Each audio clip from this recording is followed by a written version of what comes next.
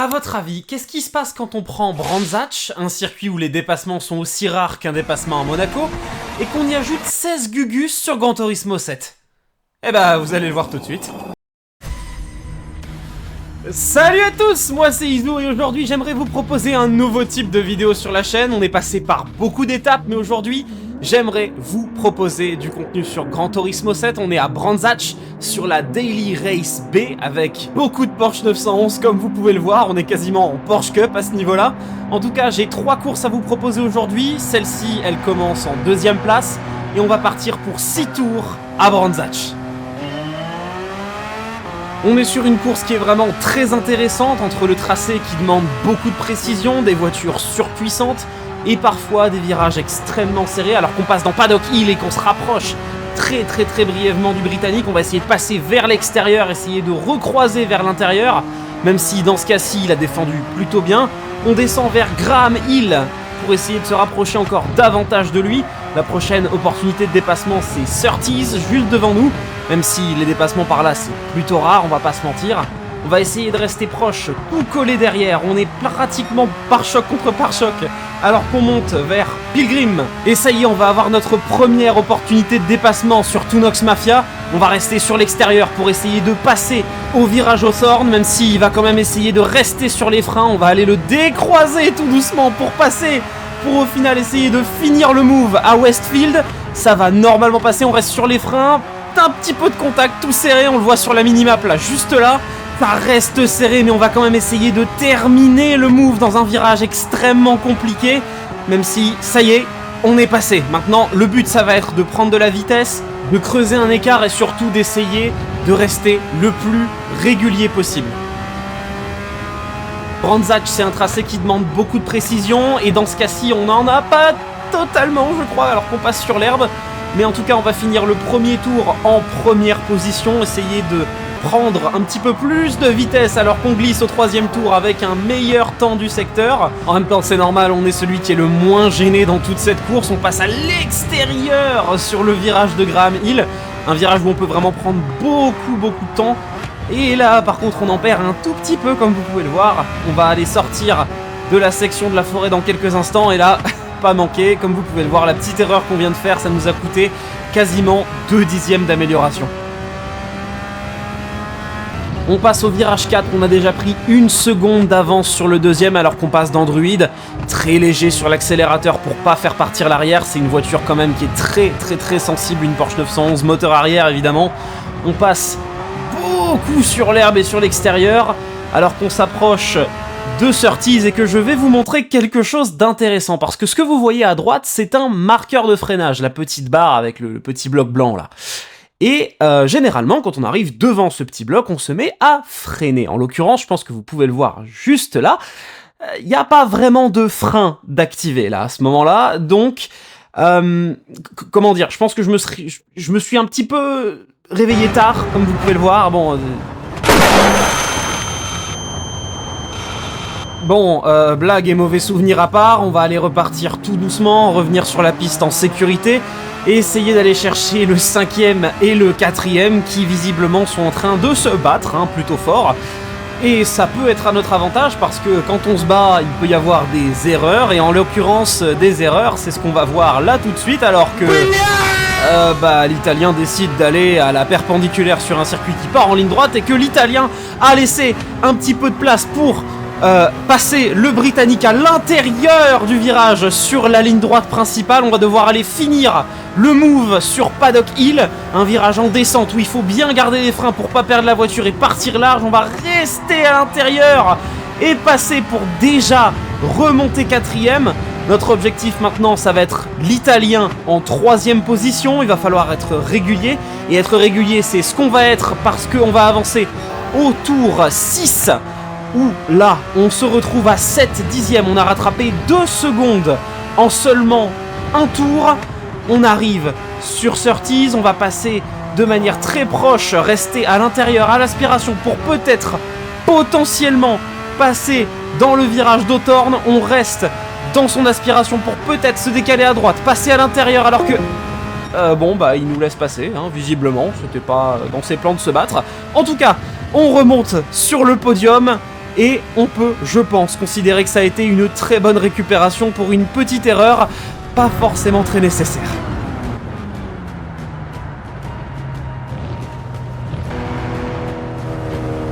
Et on repart pour la deuxième course de la vidéo. Celle-ci va être plutôt intéressante, on part toujours de la deuxième place, beaucoup de batailles, beaucoup de drama, je vous laisse profiter de ça. Et ça va tout simplement commencer avec un endormissement au premier virage, tout simplement. Voilà, je pense que ça mérite pas de commentaires. On se fait attaquer par le troisième à notre droite, on va essayer de rester sur l'extérieur. On se fait même attaquer par le quatrième à droite qui va décider de partir à la perpendiculaire dans un virage droit pour la deuxième fois de la vidéo. On continue sur Graham Hill pour essayer de repasser le néerlandais devant qui va même essayer d'aller attaquer le britannique. On reste pour une fois sur la piste au niveau du virage de Surtees. On se recolle dans l'aspiration du néerlandais pour essayer d'aller l'attraper dans la section de la forêt.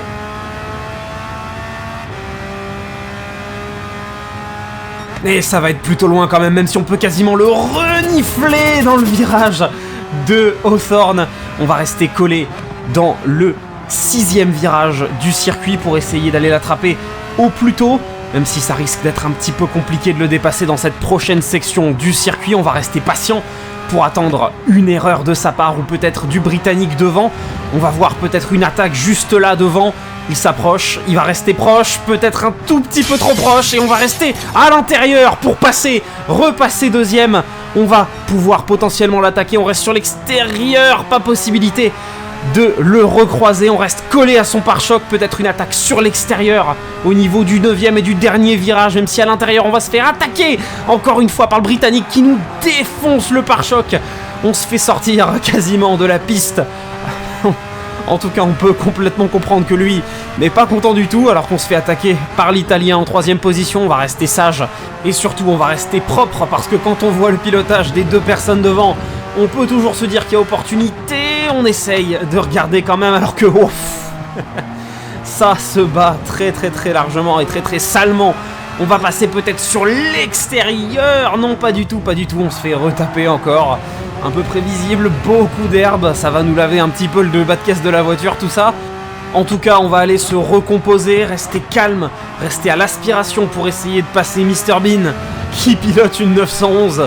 Apparemment, la Mini Cooper, elle a un petit peu déçu, je pense, s'il a changé de voiture. On reste à l'extérieur, passer à l'intérieur une deuxième fois, ce sera peut-être possible, oui.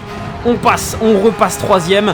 Et maintenant, on va essayer d'aller recoller avec le groupe de devant, même si on a énormément de pression de derrière. Ça reste propre. Est-ce que ça restera propre jusqu'au virage? Au virage qui nous a posé tellement de problèmes tout à l'heure? Non, toujours pas.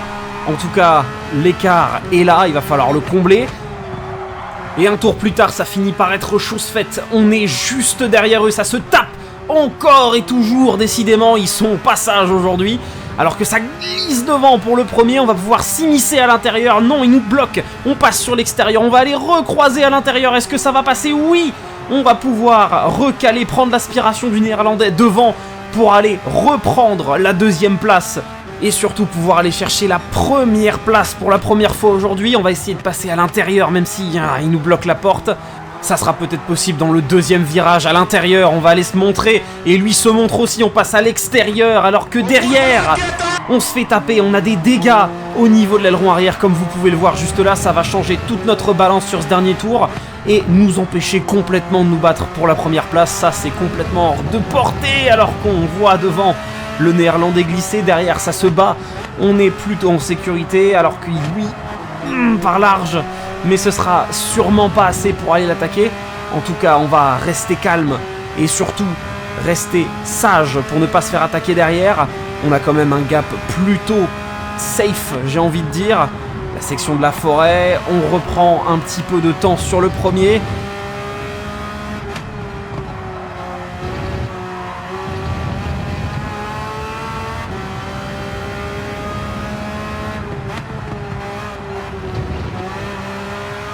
Et malgré le temps qu'on a gagné, ça va être quasiment impossible de le passer sans erreur de sa part. On va le voir prendre un petit peu d'herbe, c'est un petit peu notre cas aussi. Mais on va finir cette course à la deuxième place, même si elle va se finir plutôt proche de ses pare-chocs. On reste à l'aspiration jusqu'à la fin de la course pour tenter, pour espérer le dépasser, mais ça va finir seulement à quelques dixièmes de lui. En tout cas, c'était une course vraiment très intéressante et en tout cas, moi, je me suis vraiment amusé à la piloter. J'espère que c'était aussi amusant à regarder, même si j'ai quand même une dernière course à vous montrer avant d'en finir pour aujourd'hui. On part 3ème, c'est parti.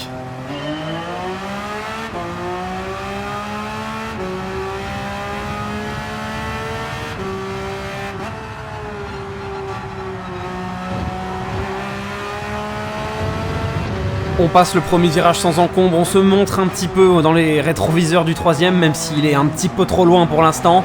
On est très proche à l'approche du 2ème virage. On va rester collé à son pare-choc, garder, partir sur l'extérieur, alors que devant ça part vraiment très large. Et devant c'est Mr Bean qui va partir large alors qu'on s'immisce à l'intérieur. On va pouvoir peut-être se frayer un chemin. C'est fait quasiment, on va rester côte à côte avec l'aspiration devant, ça va nous permettre de pouvoir nous décaler et valider la position avant de rentrer dans la forêt. Devant on voit que c'est très proche aussi de leur côté, on va peut-être pouvoir caler un deuxième move comme dans la deuxième course. En tout cas on va rester encore une fois très propre alors qu'on se rapproche encore un petit peu, on prend les deux vibreurs sur la sortie, on s'aligne pour le 7ème virage Shin Curve alors que les deux sont encore super proches, on mord le vibreur à l'intérieur, toujours aussi proche. On espère des erreurs comme d'habitude, alors que devant c'est Verstappen qui va partir large et ça va nous permettre de nous rapprocher un petit peu. Les pneus sales, ça va pas l'aider également dans le 9ème virage, alors qu'on va encore partir, encore et toujours à l'intérieur, reprendre l'aspiration pour essayer de partir à la chasse de Tunox Mafia avec une nouvelle livrée maintenant. Vous vous souvenez, on s'est battu contre lui dans la première course, il avait une petite livrée écossaise alors qu'on le suit dans le premier virage.